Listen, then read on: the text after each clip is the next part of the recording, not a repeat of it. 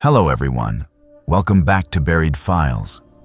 Tonight we bring you 7 deeply disturbing true highway patrol horror stories that will make you question what really happens on America's loneliest stretches of asphalt when the sun goes down and civilization fades into the rearview mirror. These are not fictional tales, but documented incidents from law enforcement officers who patrol the highways where anything can happen and frequently does. Each account has been compiled from official reports, officer testimonies, and verifiable evidence that cannot be explained away or dismissed. The open road holds dangers that most drivers will never encounter, and perhaps that is fortunate. If you value authentic horror content drawn from real case files that will keep you awake at night, subscribe to Buried Files and hit the notification bell so you never miss our latest investigations into the darkness that exists between the white lines. After you listen to these chilling accounts, we want to hear from you in the comments below about your own encounters on isolated highways. Now settle in as we explore 7 cases that prove the most terrifying things on the road are not always what you can see coming. Nathan had been investigating accident scenes and conducting highway patrol operations for 7 years when he received the call that would fundamentally alter his understanding of what was possible in this world. He was a man who believed in evidence, in cause and effect, in the rational explanations that could be found for every phenomenon if you simply looked hard enough.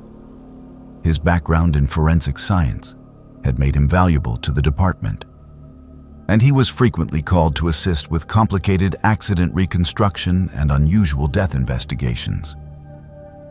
But nothing in his training, nothing in his experience, and nothing in the scientific literature he had studied could prepare him for what he would find on Highway 77 on that February night. The call came in at 2:34 a.m.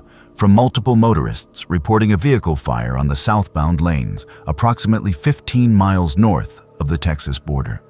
The initial reports were confusing and contradictory.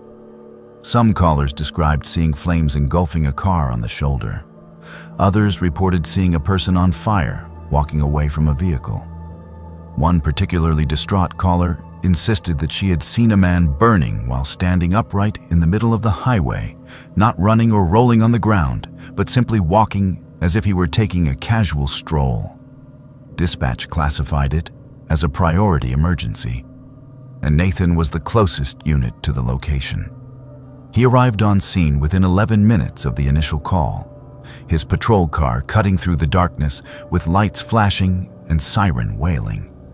As he approached the reported location, Nathan expected to see the typical aftermath of a vehicle fire. Charred metal, melted plastic, burned rubber, smoke still rising from the wreckage, and possibly an injured or deceased motorist who had failed to escape the burning vehicle in time. What he found instead defied every expectation and violated every principle of fire dynamics he had ever learned. The vehicle was still there, a late-model sedan pulled onto the shoulder with the driver's door standing open. The engine was running, the headlights were on, and there was absolutely no sign of fire damage. Nathan approached cautiously, his hand resting on his service weapon as his mind raced to make sense of the scene. The car appeared completely intact. The paint was not blistered or discolored. The tires were fully inflated. The windows were not cracked from heat exposure. He looked inside the vehicle and found a purse on the passenger seat, a half-empty coffee cup in the holder, and a phone charging in the center console. Everything suggested that the driver had simply stopped the vehicle and stepped out for some reason, perhaps to check a tire or to stretch their legs during a long drive. But then Nathan saw the footprints. They began at the driver's side door and led across the gravel shoulder toward the desert scrubland that bordered the highway. These were not ordinary footprints. The gravel and dirt showed clear impressions of shoe soles, but each print was surrounded by a dark discoloration. Nathan knelt down and touched the ground near one of the prints with his gloved hand. The soil was still warm, not just warm, but hot enough that he could feel the heat through the latex. He illuminated the area with his flashlight and followed the trail of prints as they led away from the highway. 30 yards from the vehicle, Nathan found the body. The victim was lying face down in the dirt, arms and legs positioned as if the person had been walking forward and had simply fallen to the ground mid-stride. But the condition of the remains made Nathan take an involuntary step backward, his training barely preventing him from losing his composure entirely. The body was burned beyond recognition, carbonized to the point where the skin had split and contracted, exposing muscle tissue and bone underneath. The clothing had been almost entirely consumed by fire, leaving only fragments of synthetic material that had melted into the flesh. The smell was overwhelming, a combination of burned meat and chemicals that made Nathan's eyes water. What made the scene impossible was the lack of fire damage to anything else. The ground immediately surrounding the body showed no signs of burning. The vegetation, dry desert grasses and small shrubs that would have ignited instantly if exposed to sufficient heat, were completely untouched. There was no accelerant residue visible on the soil. There was no evidence of any external ignition source.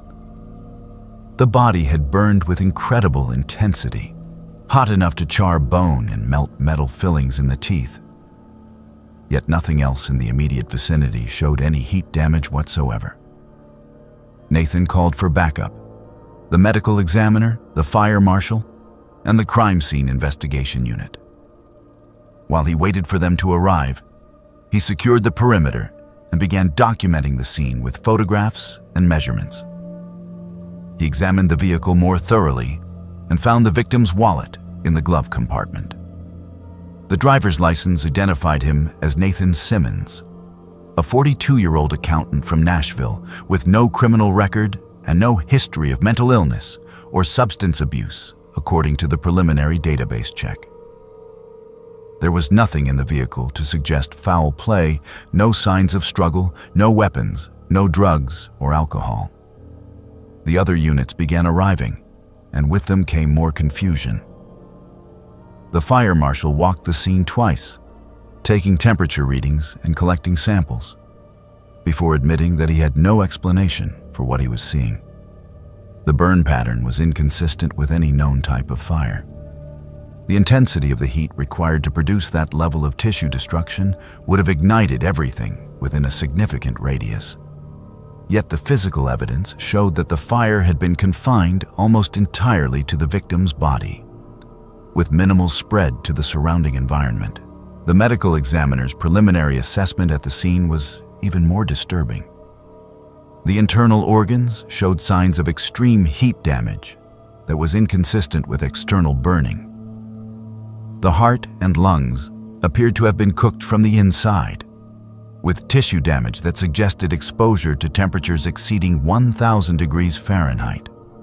Yet the external burning, while severe, did not penetrate as deeply as would be expected if the fire had started on the outside and worked its way in. It was as if the victim had somehow ignited internally, with the fire burning outward through the body rather than inward from an external source.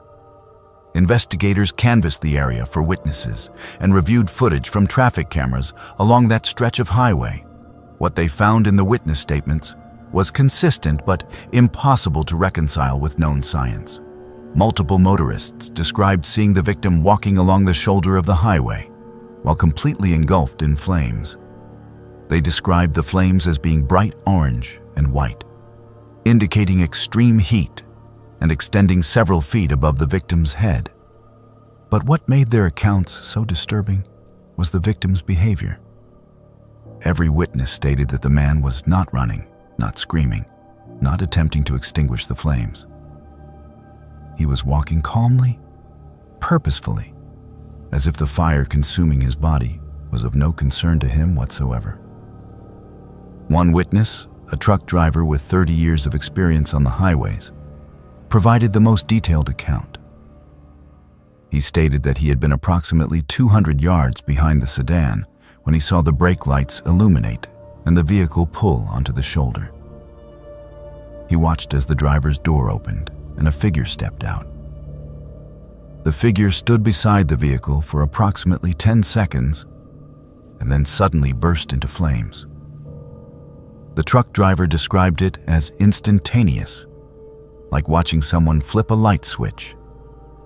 One moment the person was standing normally, the next moment they were completely engulfed. The burning figure then began walking away from the vehicle, moving at a steady pace across the shoulder and into the desert. The truck driver pulled over and called 911, but by the time he had stopped his vehicle and grabbed his fire extinguisher, the burning figure had collapsed and the flames had extinguished themselves. The autopsy results only deepened the mystery. The medical examiner confirmed that the victim had died from thermal injuries, but the pattern of burning was unlike anything in the forensic literature. The internal organs showed damage consistent with exposure to extreme heat, but there was no evidence of smoke inhalation in the lungs, which should have been present if the victim had been breathing while the fire burned. The toxicology screen came back negative for accelerants, drugs, alcohol, and any other substances that might explain spontaneous combustion or increased flammability. The victim's stomach contents indicated that he had eaten a normal meal several hours before death. Nothing unusual or concerning. Investigators found no accelerants on the victim's clothing or skin. No traces of gasoline, kerosene, lighter fluid, or any other flammable liquid. The chemical analysis of the residue collected from the body showed only the expected byproducts of burning human tissue and synthetic fabric. There was no evidence of an external ignition source. No matches or lighters were found on the body or in the vehicle. The car's cigarette lighter was not activated, and there were no electrical malfunctions that could have produced a spark. The investigation expanded to include the victim's background and recent activities. Nathan Simmons had no history of mental illness, no criminal record, and no known enemies. He had been driving home to Nashville after attending a business conference in Dallas. His employer, his family, and his friends all described him as stable, responsible, and ordinary in every way. There was nothing in his life that suggested he would be involved in anything unusual, let alone become the victim of an unexplained burning death on a remote highway. Nathan, the investigating officer, became obsessed with finding an explanation. He spent weeks researching similar cases in the archives, reaching out to experts in fire science, forensic pathology, and even contacting researchers who had studied alleged cases of spontaneous human combustion. What he found was both fascinating and deeply unsettling. There were documented cases going back centuries of people who had burned to death under mysterious circumstances, often with minimal damage to their surroundings. But the scientific community had never accepted spontaneous human combustion as a real phenomenon, instead attributing such cases to external ignition sources that had simply not been identified. However, Nathan found 3 other cases in the department's archives that matched the pattern of the Nathan Simmons case almost exactly. In each instance, a motorist had stopped their vehicle on a remote stretch of highway, exited the car, and been found burned to death a short distance away, with no clear ignition source and minimal environmental damage. The cases had occurred over a span of 15 years, all on different highways in different states, and all had remained unsolved. The victims had nothing obvious in common. Different ages, different occupations, different backgrounds. The only commonality was the manner of death and the complete absence of any rational explanation. Nathan compiled all the evidence into a comprehensive case file. But despite his efforts, the case of Nathan Simmons was officially classified as death by unknown causes. The investigation remained open, but with no suspects, no motive, and no clear mechanism for how the death had occurred. There was nowhere else to go with it.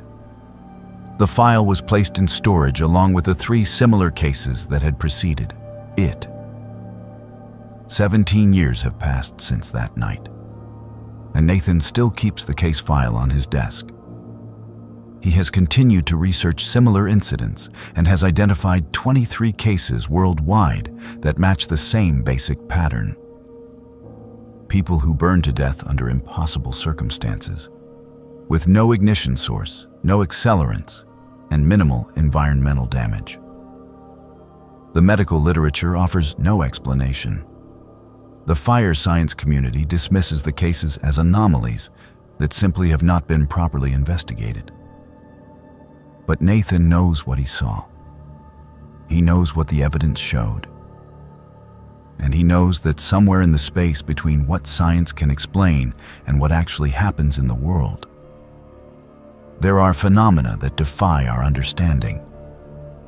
The vehicle belonging to Nathan Simmons was eventually released to his family and sold at auction. The stretch of Highway 77 where he died looks exactly the same as it did that night. Just another mile marker on another lonely road. But Nathan drives past that location regularly. And every time he does, he thinks about the footprints that led away from that car, the body that burned with impossible heat, and the witness who saw a man walking calmly through flames that should have sent him screaming to the ground. Some mysteries are never solved. Some questions have no answers. And sometimes the most terrifying thing is not what happened, but the realization that it could happen again at any time, to anyone, without warning or explanation. Ryan had been with the Nevada State Highway Patrol for 11 years when he encountered something that would shatter his understanding of reality and force him to question everything he thought he knew about the world. He was not the type of officer who believed in ghosts or supernatural phenomena. He was practical, methodical, and relied entirely on evidence and procedure. His record was spotless. He had received 3 commendations for service and was being considered for a promotion to sergeant. Nothing in his training or experience had prepared him for what happened on that frozen January night in 2019. And nothing that came afterward would ever make sense of it. The stretch of Highway 50 that cuts through the Nevada desert has earned the nickname the loneliest road in America. And for good reason. On certain sections, a driver can travel for over 100 miles without seeing another vehicle or any sign of human habitation. The landscape is stark and unforgiving, dominated by sagebrush and rocky outcroppings that seem to stretch endlessly in every direction. During the day, the desert sun beats down mercilessly. At night, temperatures plummet and the darkness becomes absolute, broken only by the occasional set of headlights cutting through the void. It was on one of these isolated stretches, approximately 47 miles east of Fallon, that Ryan's patrol shift took a turn into the impossible. The dashboard clock read 3:47 a.m. when his headlights caught the figure standing on the shoulder of the highway. Ryan had been driving for nearly 3 hours without seeing another vehicle, and the sudden appearance of a person in such a remote location immediately triggered his training. He slowed the patrol car and activated his spotlight, illuminating the figure more clearly. It was a young woman, perhaps in her early 20s, wearing what appeared to be a white sundress that was completely inappropriate for the weather. The temperature outside was hovering around 28 degrees, and a bitter wind was blowing across the desert floor. She was waving her arms frantically, clearly in distress. Ryan pulled onto the shoulder and exited his vehicle, immediately noting several disturbing details. The woman was barefoot, her feet cut and bleeding from walking on the rough asphalt. Her dress was soaking wet, clinging to her thin frame, and she was shivering violently. What made no sense was the water itself. There had been no precipitation in this area for over 3 weeks, according to the Weather Service, and there were no bodies of water anywhere nearby. The woman looked directly at Ryan with wide, terrified eyes and began speaking rapidly, her words tumbling over each other in her panic. She told him that her name was Sarah and that she needed help desperately. She said that they were following her and that she could not go back.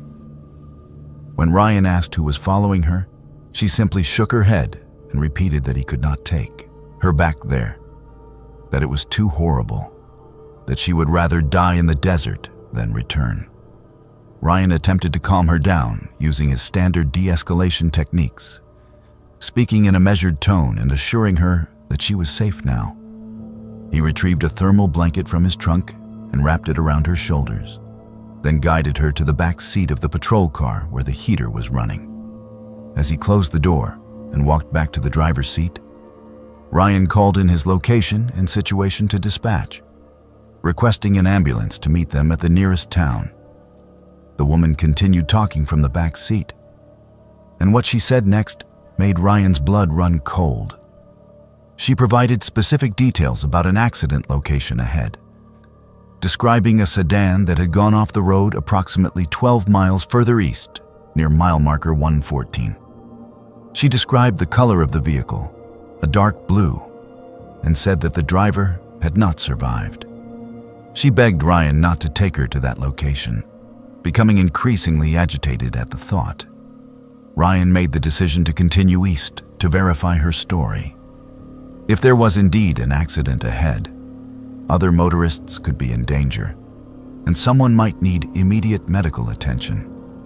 He assured the woman that he would not make her get out of the vehicle and that she would remain safe in the patrol car. She seemed to calm slightly at this, though she continued to stare out the window into the darkness with an expression of profound sadness. 12 miles later, at mile marker 114, Ryan's headlights found exactly what she had described. Fresh skid marks led from the highway down a steep embankment into a ravine. A dark blue sedan was overturned at the bottom, its front end crumpled against a large boulder. Ryan immediately called in the accident location and requested emergency services, then carefully made his way down the embankment to check for survivors. The driver was still in the vehicle, held in place by the seatbelt. It was immediately apparent that the victim had died on impact. The steering column had collapsed into the chest cavity, and the angle of the head indicated a broken neck. Ryan took photographs of the scene and retrieved the driver's license from the wallet in the victim's purse. When he looked at the photograph on the license, his hands began to tremble. The face staring back at him from the laminated card was identical to the woman sitting in his patrol car. Same features, same hair color, same distinctive scar above the left eyebrow. The name on the license was Sarah Mitchell, age 23, with an address in Reno. Ryan climbed back up the embankment, his mind racing to find a rational explanation. Perhaps it was her twin sister. Perhaps she had been a passenger in the vehicle and somehow survived the crash. When he reached his patrol car and opened the back door to ask Sarah about the identification, the back seat was empty. The thermal blanket lay folded neatly on the seat, but there was no sign of the woman. Ryan checked around the vehicle, calling out her name, but received no response. The desert stretched out silently in all directions, and there was nowhere she could have gone without him seeing her. He had been within sight of the vehicle the entire time he had been down in the ravine. The doors had remained closed. He had heard nothing. His radio crackled to life as dispatch responded to his accident report. They informed him that a missing person report had been filed 3 days earlier for a Sarah Mitchell, who had failed to arrive at her destination in Ely after leaving Reno. Her vehicle description matched the sedan in the ravine, and she had been traveling alone. Ryan requested that they send the coroner and investigative team, then sat in his patrol car trying to make sense of what had just happened. That was when he noticed the back seat. Where the woman had been sitting, the upholstery was soaking wet, with puddles of water collected on the floor mat. He reached out and touched the water with his fingertips. It was ice cold. He took photographs of the wet seat and floor, then began reviewing his dashboard camera footage, hoping it would provide some clarity. What he saw on the recording made his stomach drop. The footage clearly showed Ryan pulling over and getting out of his vehicle. It showed him standing on the shoulder, appearing to speak with someone, though no one was visible in the frame. It showed him retrieving the thermal blanket and placing it in the back seat as if draping it around invisible shoulders. It showed him driving for 12 miles while apparently conversing with the empty back seat, his head occasionally turning to the right as if listening to a passenger. The audio captured his voice, asking questions and making reassuring statements. But there were no other voices on the recording. No evidence that anyone else had been present. The coroner arrived 90 minutes later and performed a preliminary examination at the scene. Based on body temperature, lividity, and rigor mortis, the estimated time of death was approximately 4 hours before Ryan had discovered the accident. Sarah Mitchell had died instantly when her vehicle left the road at high speed sometime around midnight. She had been dead for nearly 4 hours when Ryan picked up a hitchhiker who looked exactly like her, who was wearing a white dress just like the one the corpse was wearing, and who had directed him to the precise location of her own body. Ryan sat in his patrol car until sunrise, watching the investigative team process the scene. He said nothing about the hitchhiker to the other officers. He filed his report describing his discovery of the accident scene, but made no mention of how he had known to look for it at that exact location. When he returned to the station at the end of his shift, he requested to review the missing person report that had been filed for Sarah Mitchell. The report had been filed by her sister, who stated that Sarah had been traveling to Ely to visit friends and had last been in contact near Fallon. The last known sighting had been at a gas station approximately 20 miles west of where Ryan had picked up the hitchhiker. Security footage from that gas station, which Ryan requested and reviewed, showed Sarah purchasing bottled water and snacks at 11:23 p.m., then returning to her vehicle. As she pulled out of the parking lot, the camera captured something that made Ryan's blood run cold. In the background of the footage, barely visible in the grainy nighttime recording, a woman in a white dress could be seen standing under a street light at the edge of the parking lot. The figure was watching Sarah's vehicle as it departed. Ryan enhanced the image as much as possible and felt his chest tighten when he realized the figure was Sarah herself, watching her own vehicle drive away moments before the fatal crash that would end her life. The wet footprints in Ryan's patrol car remained for 3 days, despite the heating system running constantly. Crime scene technicians photographed them and collected samples, but could find no logical explanation for why they would not evaporate. On the 4th day, they simply were not there anymore. The water had vanished as mysteriously as the woman herself. Ryan transferred to desk duty 6 weeks later. He never worked another night shift. His request cited personal reasons, and the department approved it without question, likely attributing the change to the trauma of discovering a deceased motorist.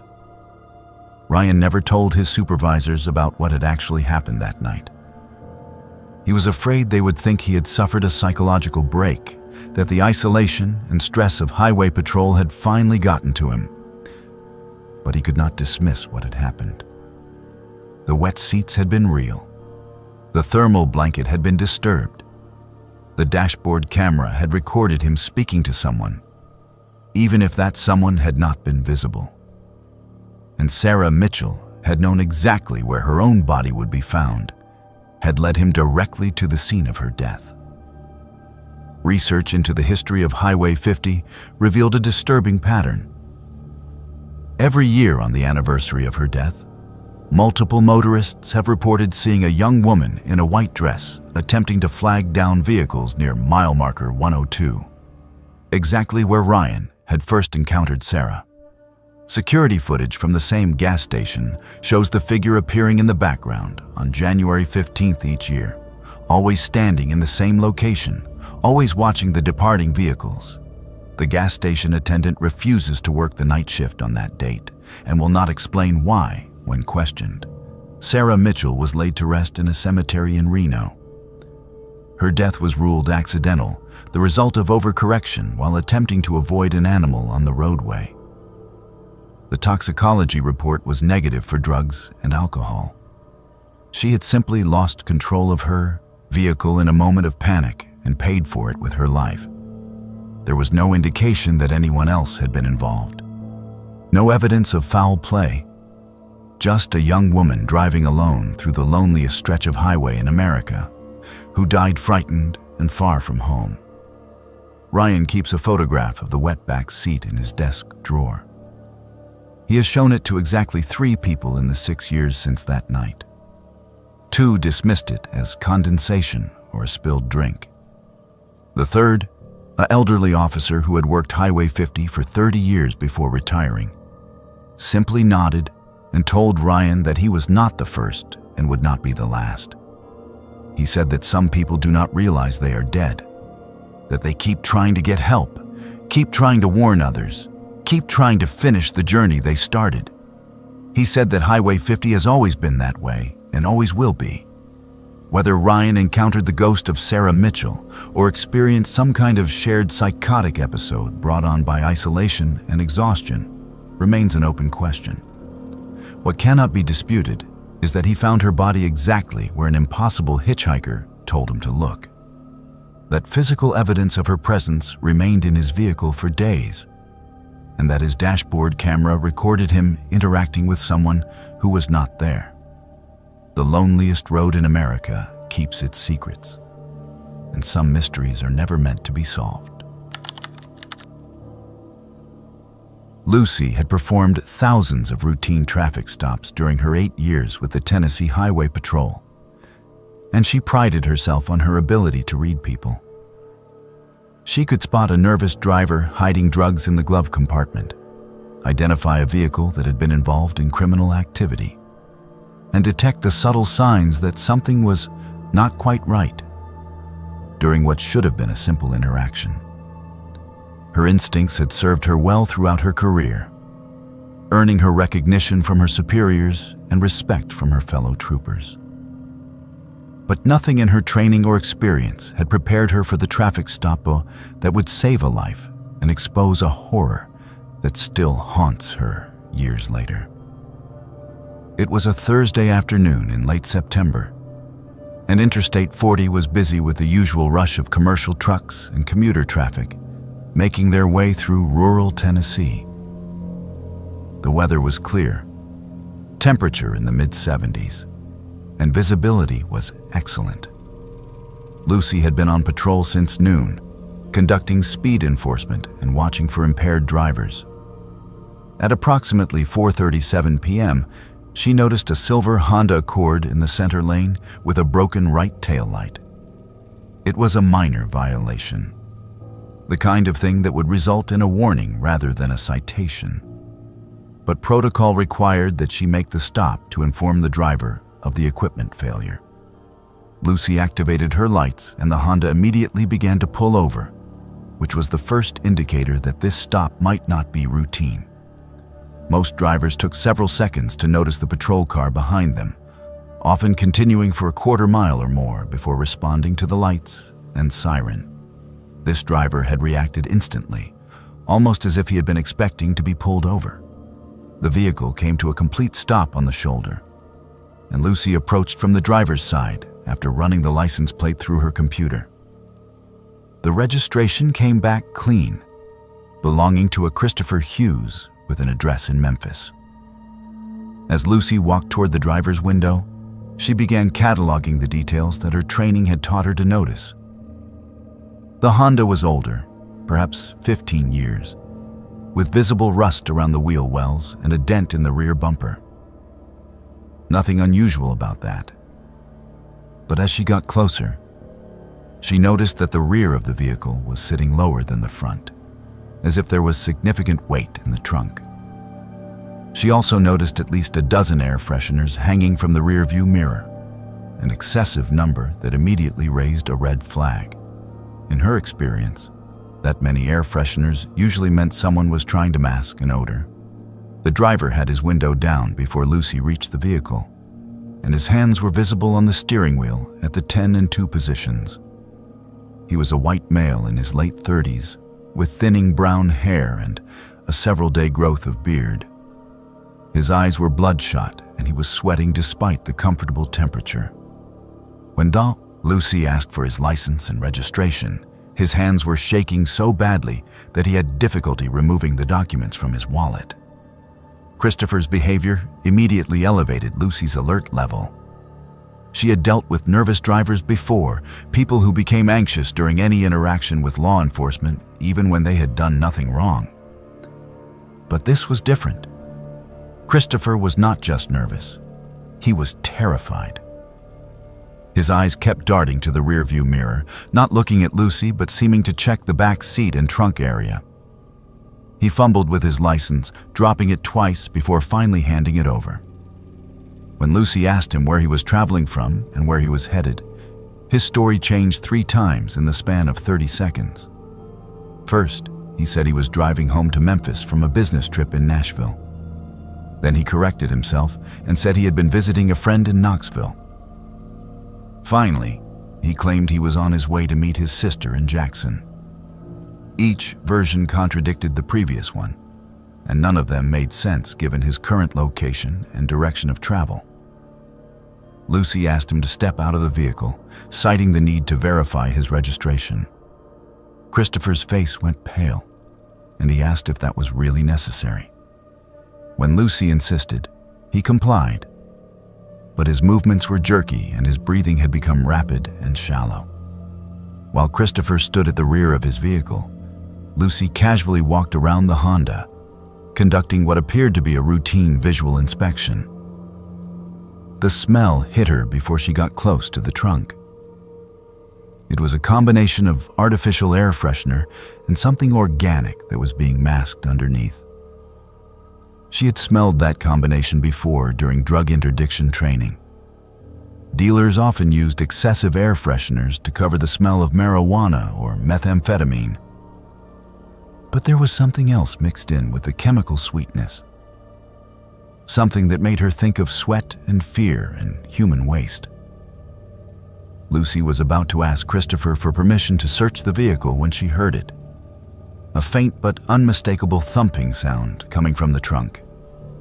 3 deliberate thumps, then a pause, then 3 more. It was not the random noise of cargo shifting during transit. It was rhythmic, purposeful. Someone was in that trunk, and they were trying to communicate.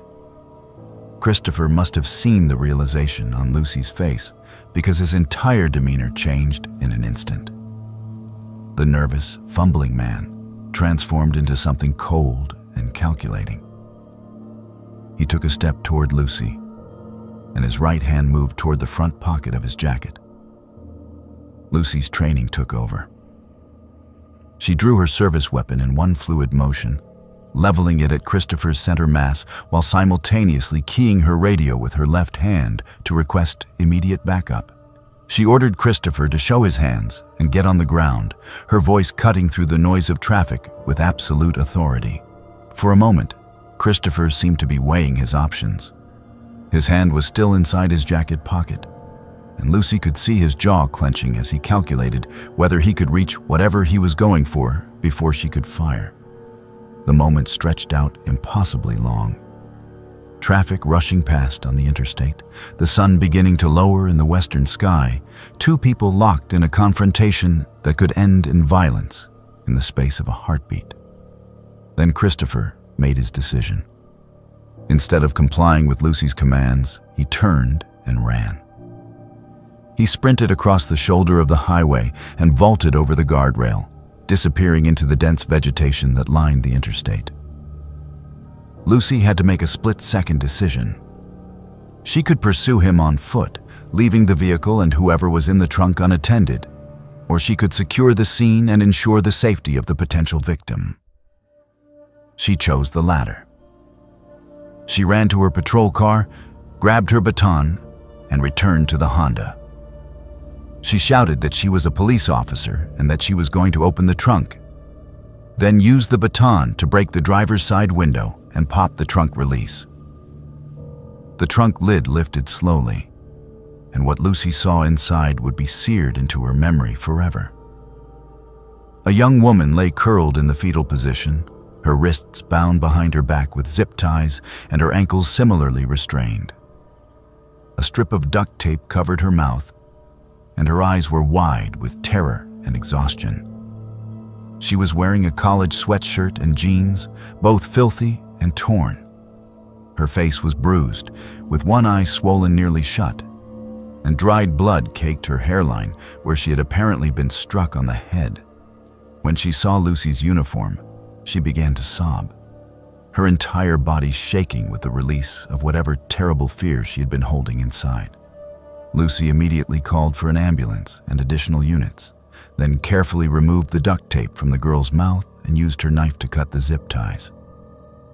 The girl could barely speak, her throat raw from screaming or crying, or both. She managed to whisper that her name was Penelope, that she was 17 years old, and that she had been in that trunk for what felt like forever. Lucy wrapped her in a blanket from the patrol car and tried to keep her calm while they waited for the ambulance. She asked Penelope if she could tell her what had happened, but the girl simply shook her head and continued crying. Backup arrived within 7 minutes, which felt like an eternity. 2 additional patrol units and a sheriff's deputy converged on the location, and a coordinated search for Christopher began immediately. A K-9 unit was dispatched to track his scent from where he had entered the woods. The ambulance arrived moments later, and paramedics began treating Penelope for dehydration and shock. She was conscious but disoriented, and the paramedics determined that she needed to be transported to the hospital immediately. Before the ambulance departed, Lucy asked Penelope one critical question. How long had she been in the trunk? Penelope's answer made Lucy feel physically sick. 47 hours. The girl had been stuffed in that trunk for nearly 2 full days, unable to stretch her legs or use a bathroom, given minimal water and no food, breathing the exhaust fumes and suffocating heat. She had been abducted from a college campus parking lot in Arkansas 3 days earlier and had been transported across state lines in the trunk of that Honda, completely helpless and certain she was going to die.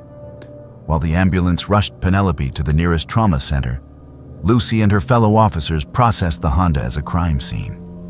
What they found in that vehicle painted a picture of premeditated evil that went far beyond a single abduction.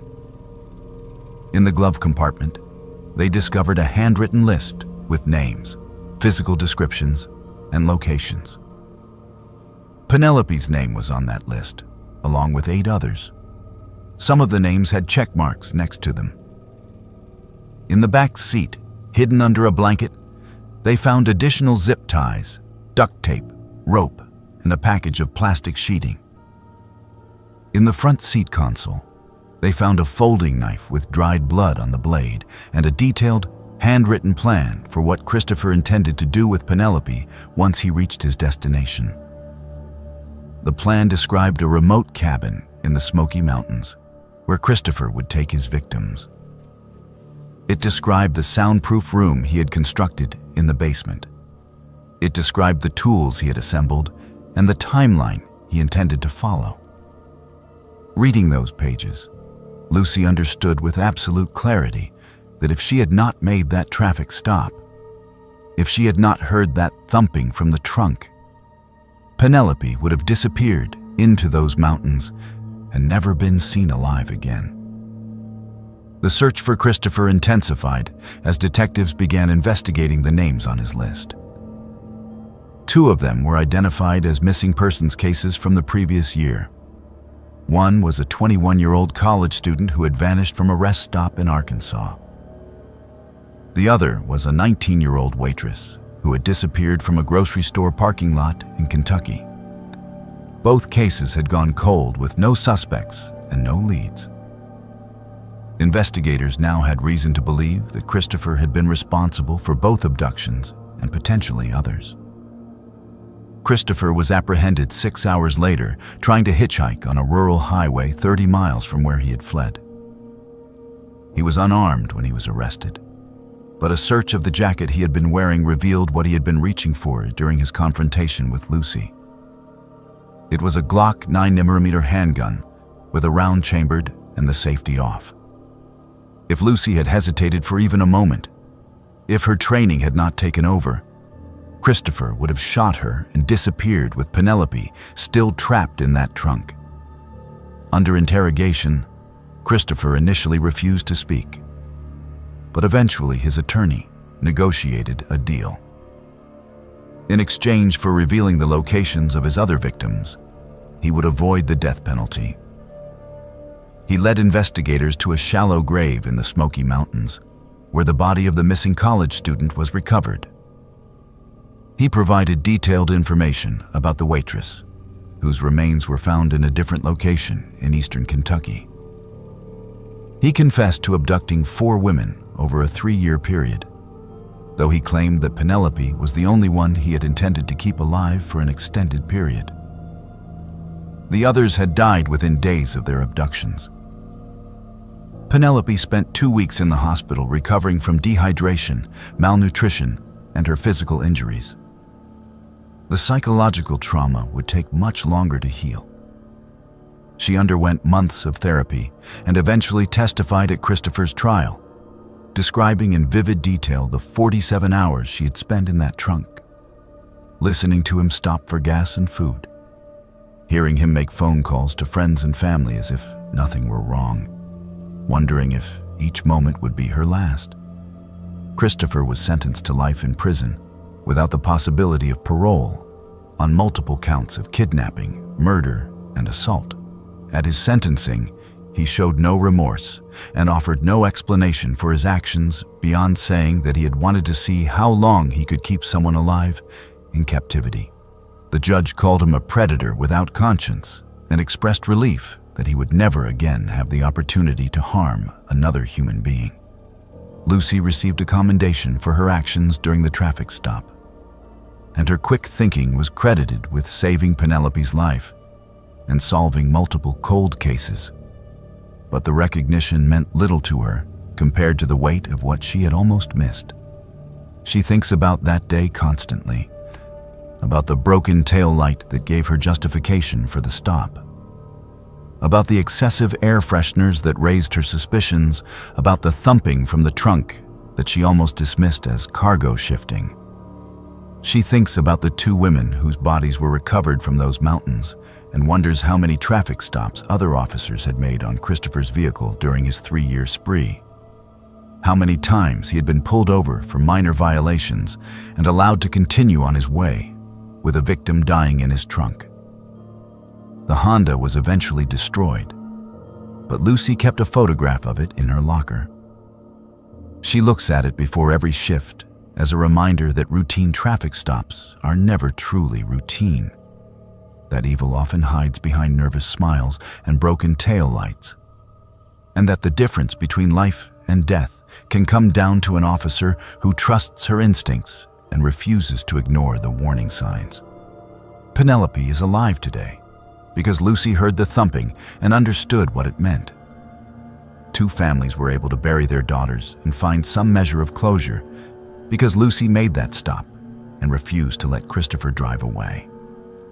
But Lucy still wakes up in the middle of the night sometimes, hearing that rhythmic thumping in her dreams, and wondering how many other trunks are out there on America's highways, carrying victims who will never be found in time. Sergeant Stella had been part of the Tactical Support Division for the Tennessee Highway Patrol for 9 years, and during that time, she had participated in dozens of high-risk operations. Drug raids, fugitive apprehensions, weapons seizures, and human trafficking investigations had all been part of her regular duties. She had seen the worst of what people could do to one another, had witnessed scenes of violence and degradation that would haunt most civilians for the rest of their lives. But nothing in her extensive experience could have prepared her for what waited inside the converted rest stop that sat abandoned along Interstate 24, or for the betrayal that would shake her faith in law enforcement to its core. The investigation had begun 3 months earlier with an anonymous tip called into the FBI's human trafficking hotline. The caller, whose voice was disguised and whose number was untraceable, provided specific information about suspicious activity at a property that had once been a highway rest stop, but had been sold to private owners years earlier. The caller described vehicles arriving at odd hours, always with covered windows or enclosed cargo areas. The caller mentioned seeing women and girls being moved from vehicles into the building and hearing screaming coming from inside the structure at night. The caller claimed that some of the vehicles involved had been modified to look like law enforcement patrol cars. The FBI took the tip seriously enough to begin surveillance of the location. What they observed over the following weeks confirmed many of the caller's claims. Thermal imaging showed approximately 17 people inside the building during nighttime hours, with unusual movement patterns that suggested some of the occupants were confined to specific areas. License plate readers captured data on vehicles entering and leaving the property. And when those plates were run through national databases, several came back connected to missing persons cases from multiple states. 3 of the vehicles that made regular visits to the location were registered to individuals with prior convictions for human trafficking and sexual assault. The decision was made to execute a coordinated raid on the property. The operation would involve the FBI, the Tennessee Highway Patrol Tactical Team, the DEA due to suspected drug involvement, and the local county sheriff's department. Stella was assigned to the entry team, one of 12 officers who would be responsible for breaching the building and securing any suspects inside. The planning phase took 2 weeks, with detailed reconnaissance of the property, acquisition of the necessary warrants, and coordination between the multiple agencies involved. The raid was scheduled for pre-dawn on a Tuesday morning, calculated to catch the occupants at their most vulnerable and minimize the risk of armed resistance. The tactical teams assembled at a staging area 5 miles from the target, location at 4:30 a.m. Stella checked her equipment methodically as she had done before every operation. Body armor, helmet, flashbang grenades, zip tie restraints, medical kit, and her service weapon loaded with a full magazine and one in the chamber. The briefing was thorough. They expected to encounter armed suspects. They knew there were potential victims inside who would need immediate medical attention. They were prepared for a drug manufacturing operation or a trafficking way station where victims were held temporarily before being moved to other locations. What they were not prepared for was the scale of what they would find. The convoy of law enforcement vehicles moved into position at 5:47 a.m., surrounding the property and cutting off all possible escape routes. The entry teams approached from multiple angles, moving quickly and silently through the pre-dawn darkness. On the signal, they breached 3 separate entry points simultaneously, using battering rams to force open doors that had been reinforced with additional locks and security bars.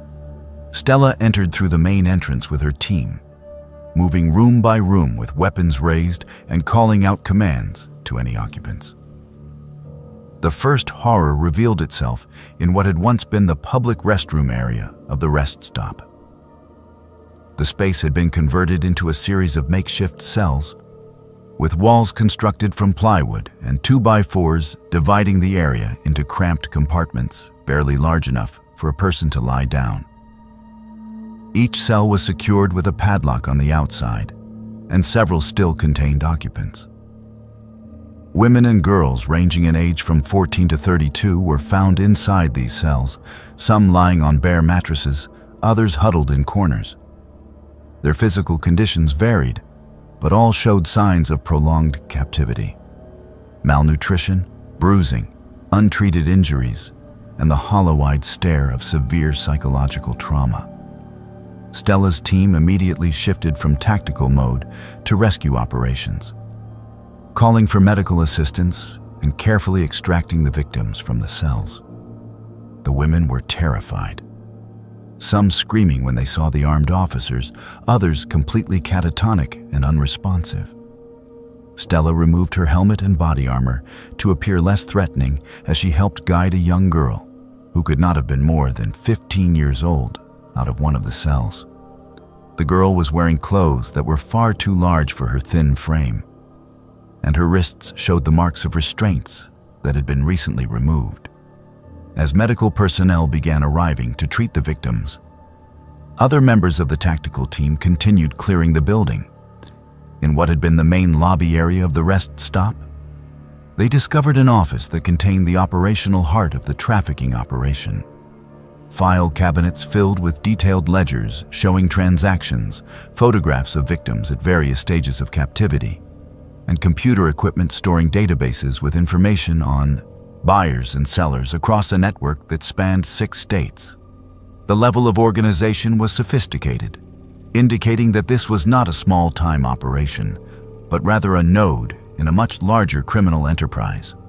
The man who appeared to be the leader of the operation, a 47-year-old named Christian, was found attempting to destroy hard drives when the tactical team entered the office. He was taken into custody, claiming that the property was a religious sanctuary and that law enforcement had no jurisdiction over his activities. His protests were ignored as he was placed in restraints and removed from the building. 14 other suspects were apprehended throughout the property, some attempting to flee through back exits, others trying to hide in crawl spaces and storage areas.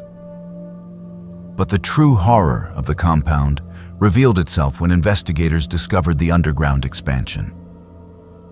Beneath the main building, accessible through a concealed entrance in what had been the maintenance room, was a series of rooms that had been excavated and constructed without any permits or official knowledge. These underground chambers showed evidence of torture, with restraint devices bolted to walls, bloodstains on concrete floors, and implements designed to cause pain and control through fear.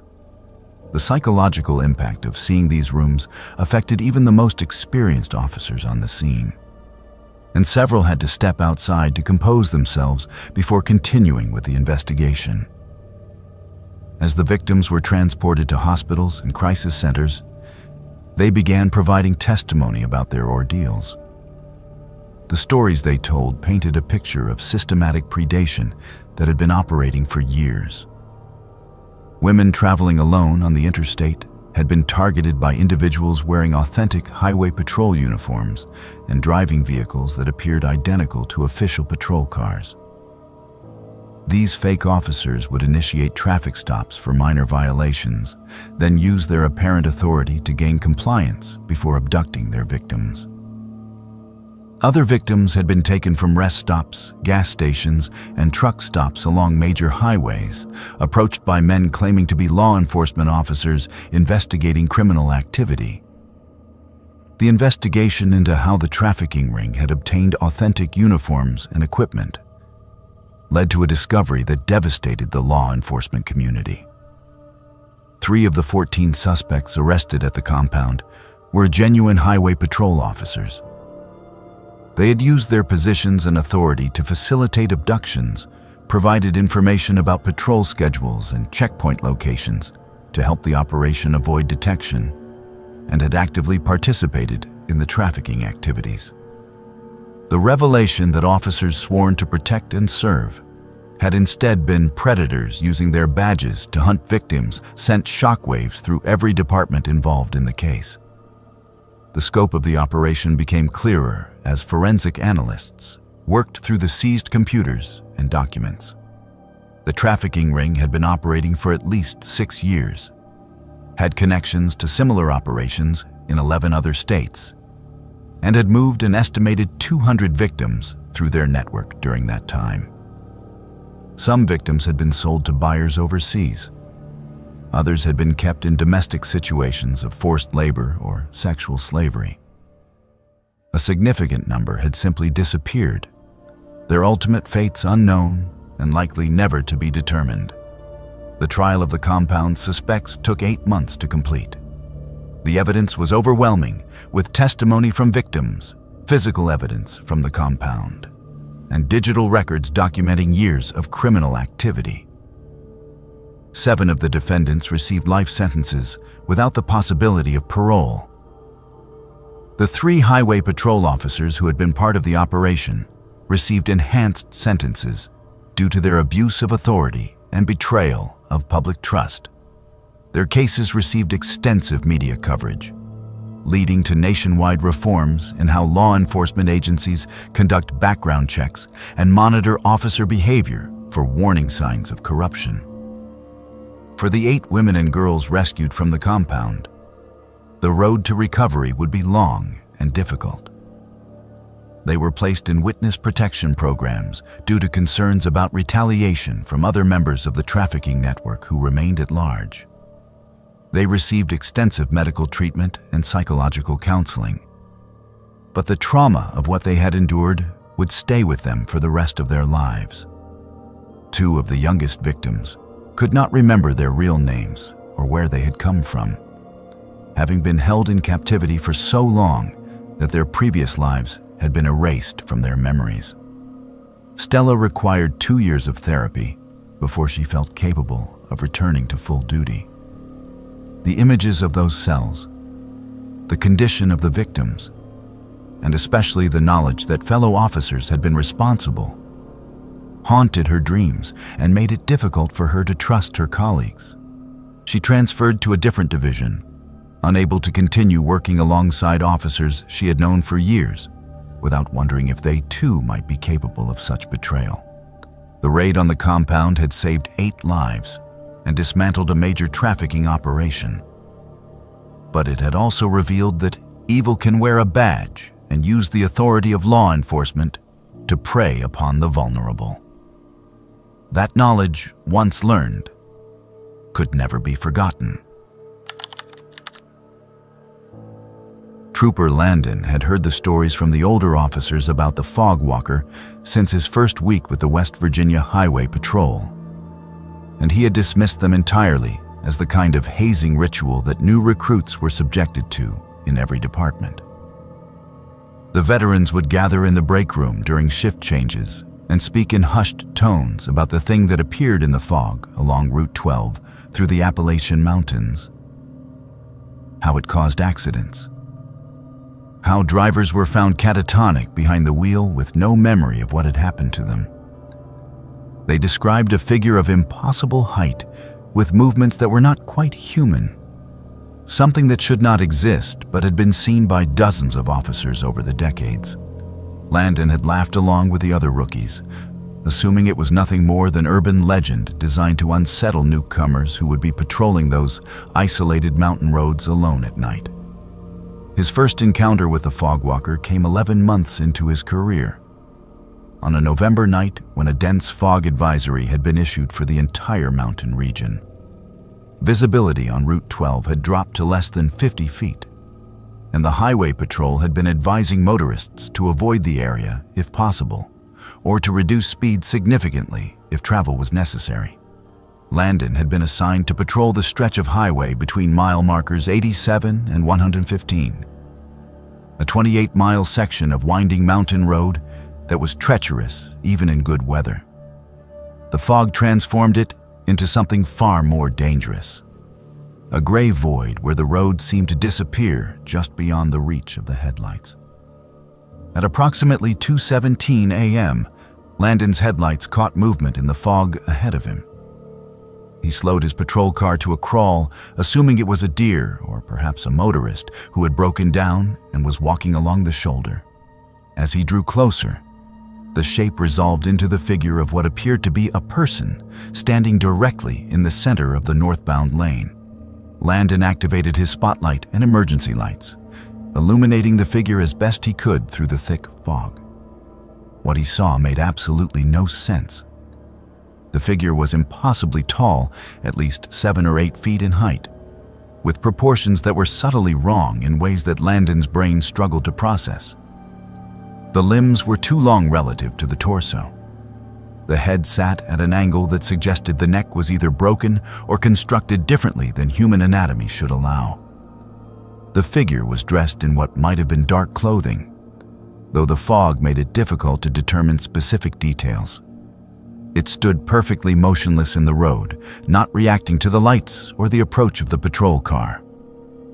Landon brought his vehicle to a complete stop approximately 30 feet from the figure and activated his public address system, calling out for the person to move to the shoulder of the road. There was no response. The figure remained motionless, and the fog swirled around it in patterns that seemed to avoid direct contact with its form. Landon called in his location and the situation to dispatch, then exited his patrol car with his flashlight in hand. He took 3 steps toward the figure, and in the time it took him to blink, it was gone. Simply vanished. No movement, no sound, just empty fog where something had been standing moments before. Landon searched the immediate area with his flashlight, checking both shoulders of the road and looking for any indication of where the figure might have gone. The fog was so thick that visibility extended only a few feet in any direction. But there was nowhere for something that large to hide on the open highway. More disturbing was the complete absence of footprints on the damp pavement. The fog had created a thin layer of condensation on the road surface that should have shown tracks if anyone had been walking there. But the asphalt was unmarked. Before Landon could return to his patrol car, dispatch called with a report of an accident approximately 2 miles ahead near mile marker 91. A single vehicle collision with the driver, reported as unresponsive. Landon responded immediately, navigating the fog-shrouded curves at reduced speed until he reached the accident scene. A sedan had drifted off the road and collided with a guardrail at low speed, causing minimal damage to the vehicle, but leaving the driver in a disturbing condition. The driver was a man in his early 40s, physically unharmed according to preliminary assessment, but completely catatonic. His eyes were open and dilated, staring straight ahead through the windshield at nothing. He did not respond to verbal commands, did not react to light shone in his eyes, and showed no awareness of Landon's presence. His hands were still gripping the steering wheel with such force that his knuckles were white and his fingers had to be pried loose. An ambulance transported him to the nearest hospital, where medical examination found no physical injuries, no drugs or alcohol in his system, and no neurological explanation for his condition. Landon filed his report about both incidents, carefully documenting the strange figure in the road and its impossible disappearance. He expected his supervisor to question the account or suggest that the fog had played tricks on his perception. Instead, his supervisor pulled a thick file from a locked cabinet and placed it on the desk between them.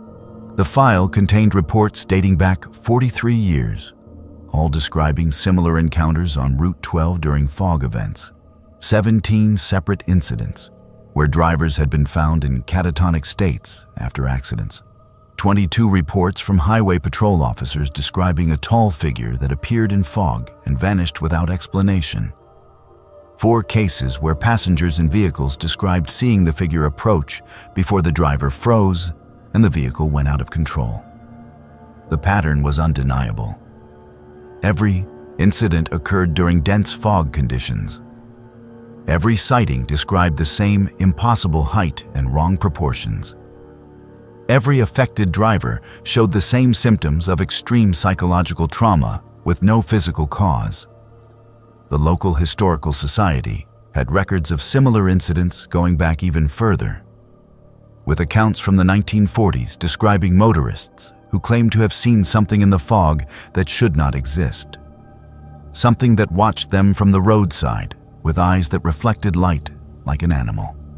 One particularly detailed account from 1967 came from a state trooper who had been patrolling Route 12 during a fog event and had watched the figure approach his stopped patrol car. He described the face pressing against the driver's side window, features that were almost human, but with too many teeth visible in what might have been a smile, or might have been something else entirely. The trooper had frozen, unable to move or call for help, while the figure remained at the window for what felt like hours, but was later determined to have been approximately 3 minutes based on radio timestamps. When the fog finally lifted enough for other units to reach his location, they found him unresponsive behind the wheel, and he never returned to active duty. Landon's second encounter with the fog walker occurred 7 months later during another heavy fog event on Route 12. This time he was responding to a disabled vehicle near mile marker 94, where a motorist had called for assistance with a flat tire. As Landon approached the location, his headlights caught the same impossible figure standing on the shoulder of the road, this time much closer to his vehicle. He could see more details through the fog. The way the figure's movements were jerky and unnatural when it turned to face the patrol car. The way its head tilted at an angle that should have been anatomically impossible. The way it began walking toward the patrol car with a gait that suggested joints bending in wrong directions. Landon's training and instinct warred with a primal terror that he had never experienced before. He knew he should exit the vehicle and investigate. He knew he should call in the sighting and wait for backup. But his body refused to obey his commands. His hands gripped the steering wheel exactly as he had found the catatonic driver gripping his steering wheel months earlier. He watched in horror as the figure approached, growing larger as it moved through the fog, with movements that hurt to watch. When it reached the passenger side of the patrol car, it pressed what might have been a face against the window. Landon could see teeth, far too many teeth arranged in rows that extended back into a throat that seemed to contain darkness deeper than the fog outside. He could see eyes that reflected the interior lights of the patrol car with a greenish glow that no human eyes should produce. He could see the condensation from its breath fogging the window, though logically he knew that whatever this thing was, it should not breathe in any way he understood. The moment stretched impossibly long, and then the figure pulled back from the window and vanished into the fog. When backup arrived 15 minutes later, they found Landon sitting in his patrol car, conscious but unable to speak coherently. The disabled vehicle he had been responding to was nowhere to be found, and no record of a call for assistance could be located in the dispatch logs. Landon was transported to the hospital where he was evaluated and released with no physical injuries. He requested a transfer to a different patrol region the following day, and his request was approved without question. In the 8 years since that encounter, Landon has never returned to Route 12. He has spoken with 4 other officers who have had similar experiences, and all of them have transferred or retired rather than continue patrolling that stretch of highway. The incidents continue at a rate of approximately 2 per year, always during fog conditions, always with the same impossible figure and the same traumatized witnesses. No satisfactory explanation has ever been determined. No clear photographs have ever been obtained despite dashboard cameras in modern patrol vehicles. The figure appears and disappears according to patterns that no one has been able to predict or prevent. And drivers continue to report seeing something in the fog along Route 12 that should not exist, something that has been there for decades and shows no sign of stopping. Officer Audrey had been with the Colorado Highway Patrol for 4 years when she made the traffic stop that would become the most disturbing case of her career. She had developed a reputation among her colleagues for having excellent instincts, an ability to sense when something was wrong even when everything appeared normal on the surface. Her training officers had noted this quality early on, and it had served her well in identifying impaired drivers, locating concealed weapons, and detecting deception during routine interactions. But nothing in her experience had prepared her for what she would find in the blue minivan. With expired registration that she pulled over on a sunny Wednesday afternoon in June. The van came to her attention during a routine license plate scan while she was conducting speed enforcement on Interstate 70 near the mountain town of Silverthorne. The automated system flagged the vehicle for registration that had expired 3 months earlier, a minor violation that typically resulted in a warning or small fine. Audrey activated her lights, and the van pulled over immediately onto the shoulder, complying with all standard procedures. Nothing about the stop seemed unusual as she approached the vehicle. It was a typical family minivan, perhaps 10 years old but well maintained, with no visible damage or suspicious modifications. As Audrey walked toward the driver's side window, she conducted her standard visual assessment of the vehicle and its occupants. The driver was a woman in her late 40s or early 50s named Leah, with blonde hair pulled back in a ponytail and wearing casual clothing. In the back seat were 3 children, 2 girls and a boy, who appeared to range in age from approximately 4 to 9 years old. They were all buckled into their seats properly, and there were no obvious safety violations. But as Audrey drew closer to the window, she noticed something that triggered her instincts in a way she could not immediately explain. The children were completely silent. Not the normal quiet of well-behaved kids during a traffic stop, but an unnatural stillness that seemed wrong.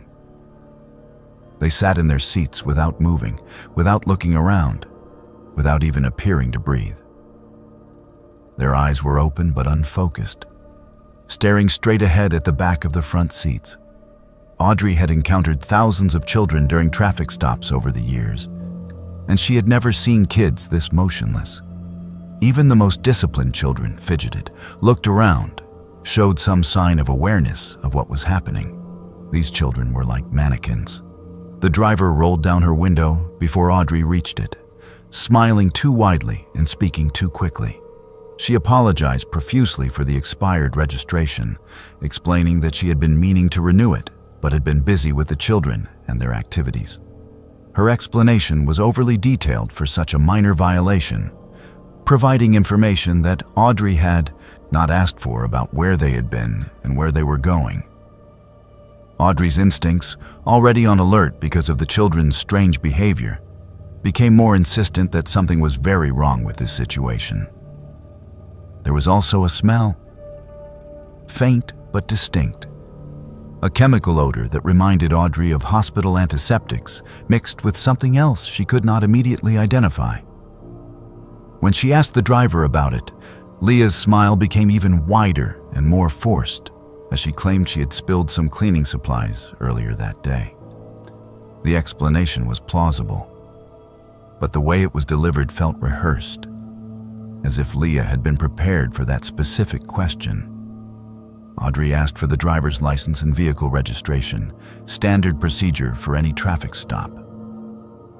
While Leah fumbled in the glove compartment for the documents, Audrey took the opportunity to look more carefully at the children. The boy in the middle seat had visible dark circles under his eyes, and his skin had an unhealthy pale quality that suggested either illness or severe sleep deprivation. The younger girl's clothing was dirty and appeared to be several sizes too large for her thin frame. The older girl had what looked like bruising around her wrists that could have been caused by restraints. When Audrey asked the children their names, Leah answered for them before any of the children could respond. She provided names quickly and confidently, but the children showed no reaction to hearing what were supposedly their own names. No acknowledgement, no eye contact, nothing. Audrey asked the children directly if they were okay. And again Leah intercepted, claiming they were tired from a long day of activities and just wanted to get home. The children remained completely silent and motionless. Audrey's training and instincts were screaming at her that this was not a normal traffic stop. She requested backup using a code that would alert other units to respond without the driver knowing she had called for assistance. She kept her demeanor calm and professional, not wanting to escalate the situation before help arrived, but she positioned herself in a way that would allow her to react quickly if Leah attempted to flee or became aggressive.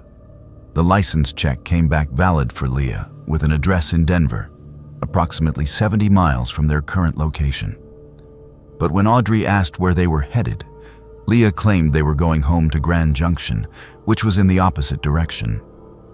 When this inconsistency was pointed out, Leah became visibly agitated for the first time, her smile faltering as she corrected herself and claimed she had misspoken because she was tired.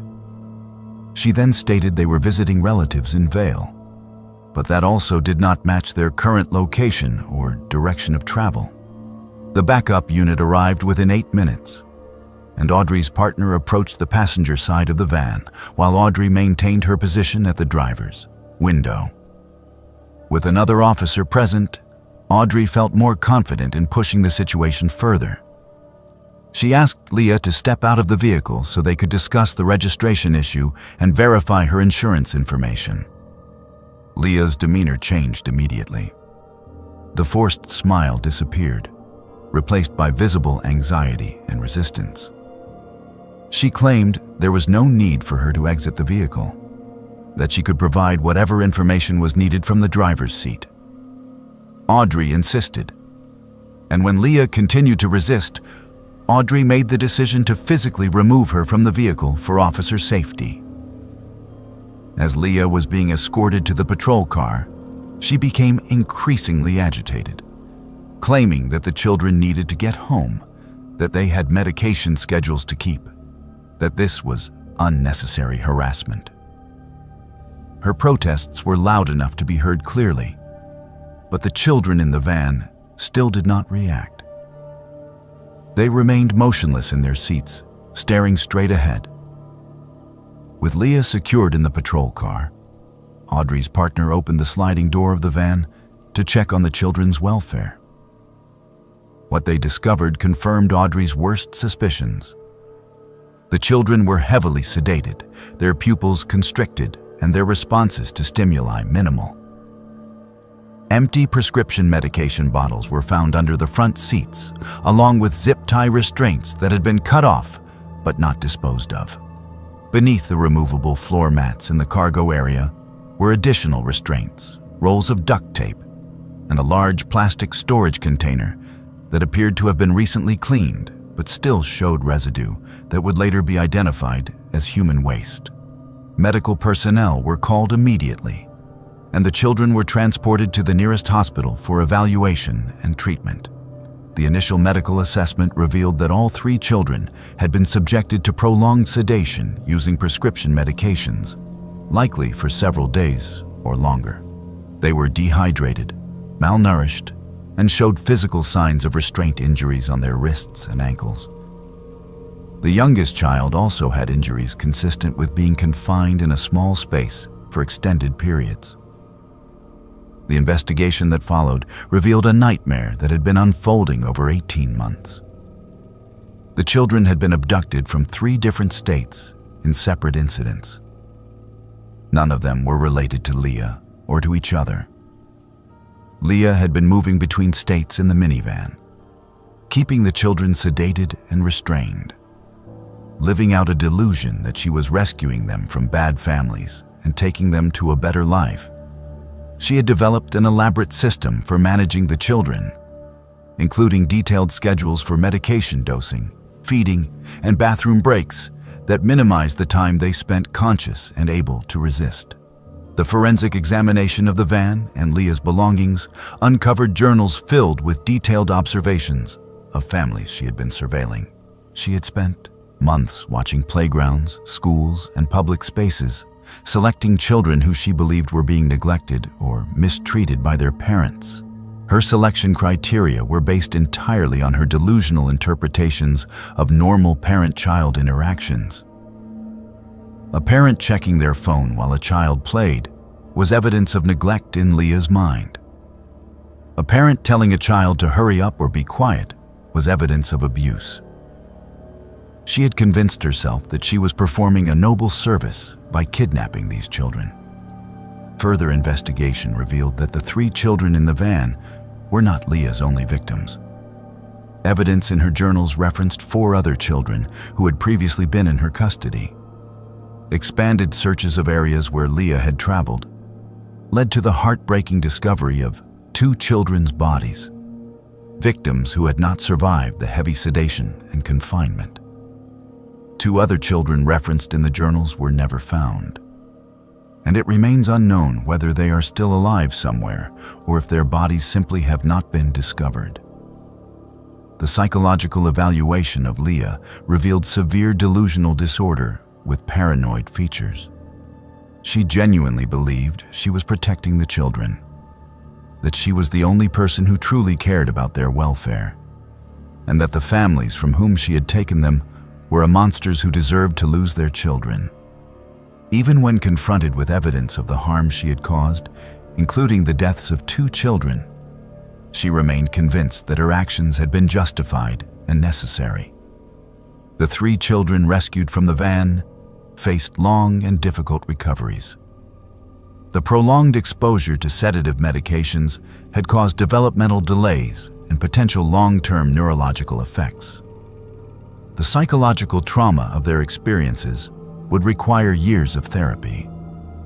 Most heartbreaking was the fact that 2 of the 3 children had been in Leah's custody long enough that they initially did not recognize their biological parents when reunited with them.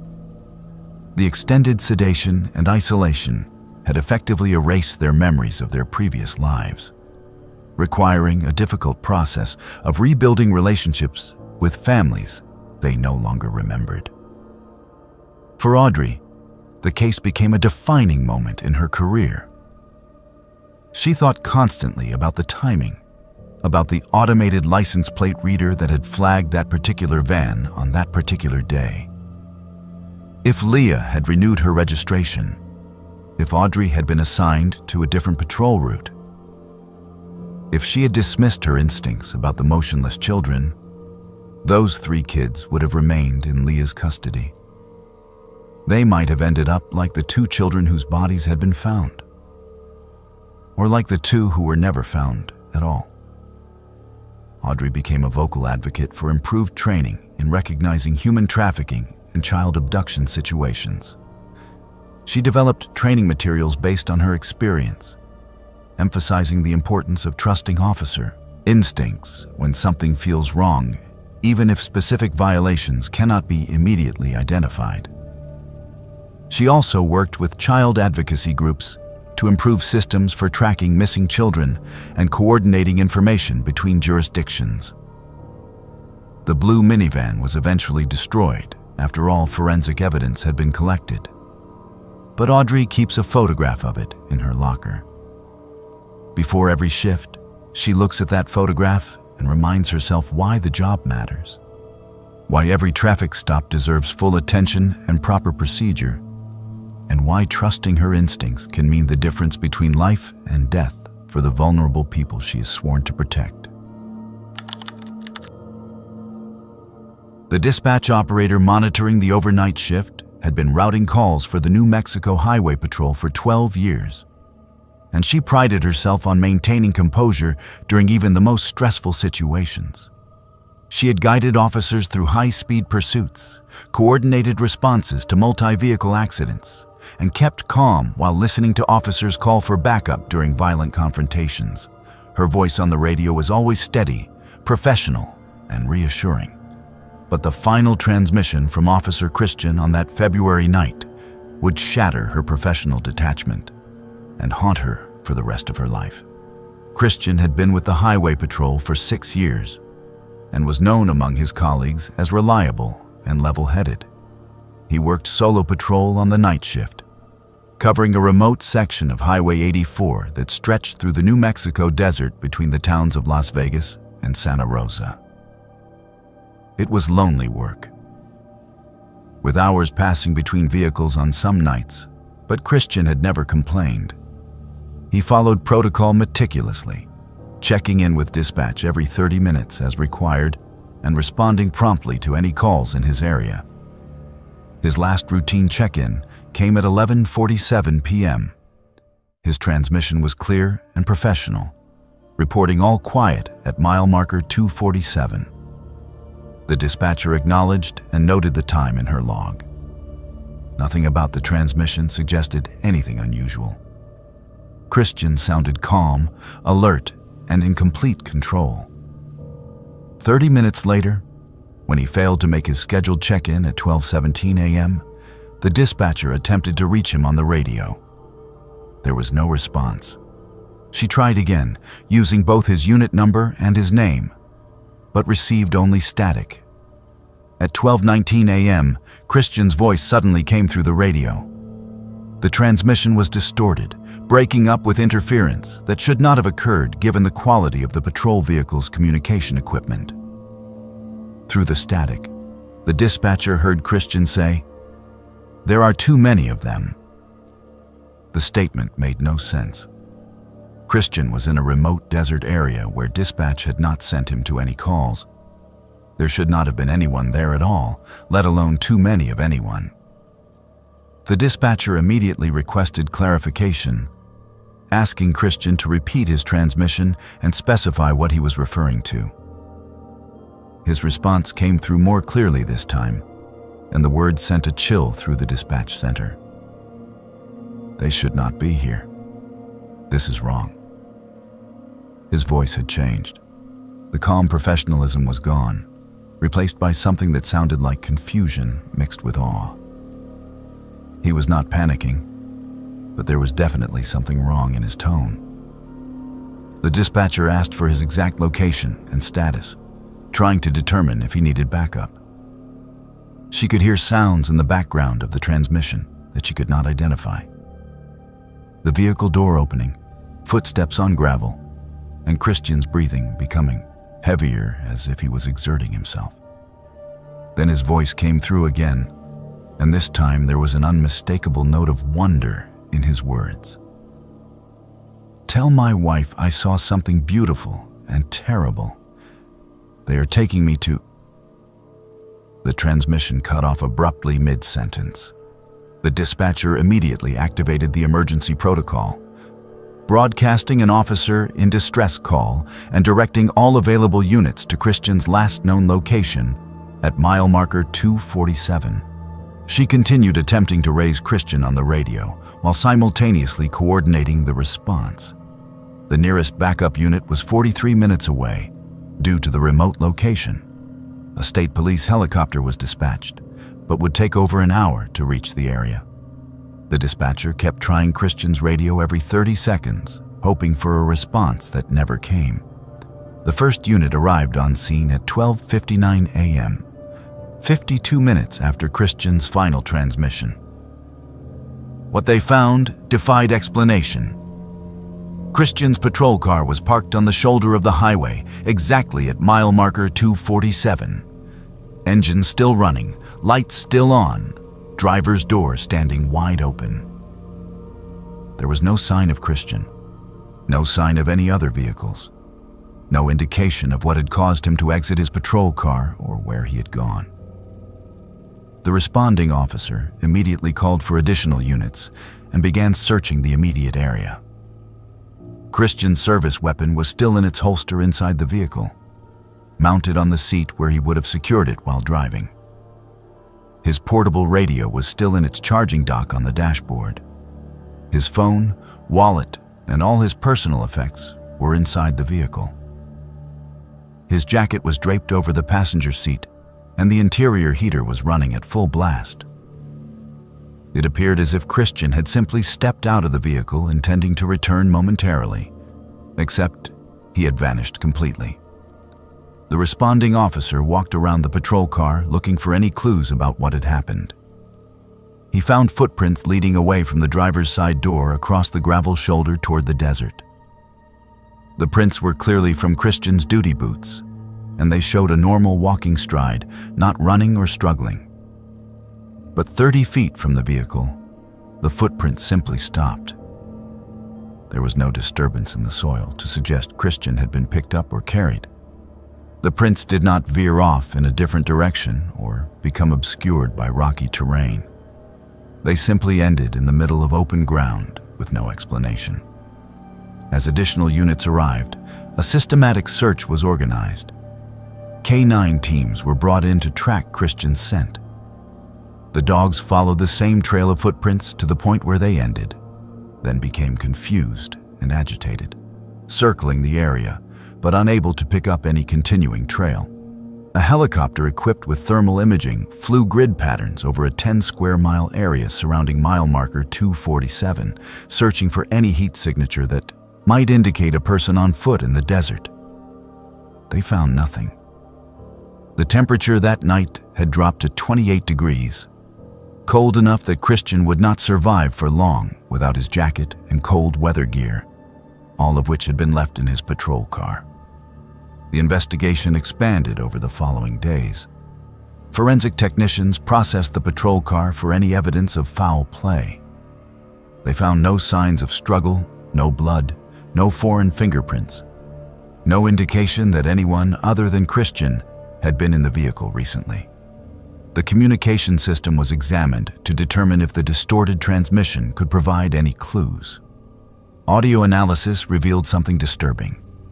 In the background of Christian's final transmission, beneath his voice and the sounds of him exiting the vehicle, there was a high-pitched frequency that had not been audible during the live transmission, but showed up clearly on the recording. The frequency was outside the normal range of human hearing and had no identifiable source.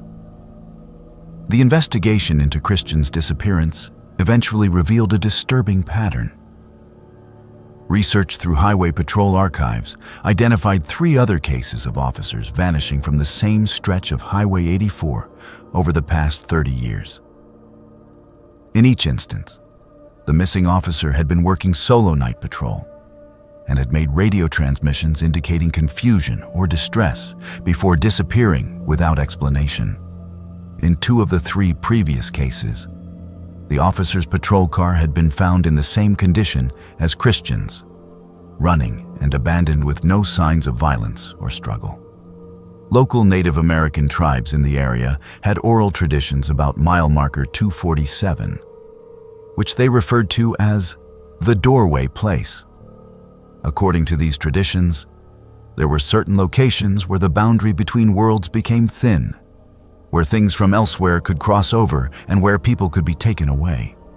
The tribal elders were not surprised when told about Christian's disappearance and said that the area around mile marker 247 had been avoided by their people for generations. A long-haul truck driver came forward 3 days after Christian's disappearance, with information that had initially seemed too bizarre to report. He stated that he had been driving southbound on Highway 84 at approximately 12:15 a.m. on the night Christian vanished.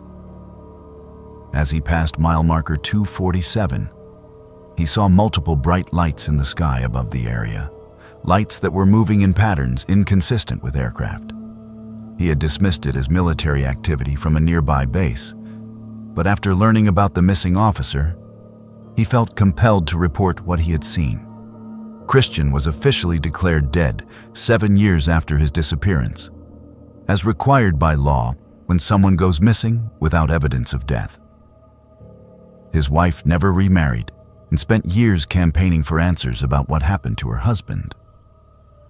She formed a support group for families of missing law enforcement officers and pushed for improved safety protocols for solo patrol assignments in remote areas. Other officers who patrol Highway 84 report experiencing equipment malfunctions at mile marker 247. Radios suddenly fill with static. GPS systems lose signal. Dashboard cameras shut off without explanation. Many officers refuse to patrol that section alone at night, requesting backup even for routine stops in the area. The official policy is that there is nothing unusual about mile marker 247. But unofficial policy among the officers themselves is very different. The dashboard camera footage from Christian's patrol car was recovered and analyzed frame by frame. showed Christian exiting the vehicle at 12:18 a.m. and walking toward the desert. In the final frames before the camera angle no longer captured him, he can be seen looking up at the sky with an expression that investigators could not quite interpret. Some described it as fear. Others said it looked more like wonder. In the very last frame, Christian's shadow is visible on the ground. But in the next frame, recorded 2 seconds later, the shadow is gone, though Christian himself is still partially visible in the shot. His shadow disappeared before he did. The case remains open in the files of the New Mexico Highway Patrol. Christian's badge number has not been reassigned. His locker at the station has been left untouched, his belongings still inside exactly as he left them on his last shift. Once a year, on the anniversary of his disappearance, officers gather at mile marker 247 to remember their missing colleague and to wonder what happened to him in those final moments. The questions that haunted the dispatcher who heard his last transmission remain unanswered. What did Christian see? Where did he go? And what did he mean when he said they were taking him somewhere? The desert keeps its secrets, and mile marker 247 remains a place where the impossible has happened more than once, and where it might happen again.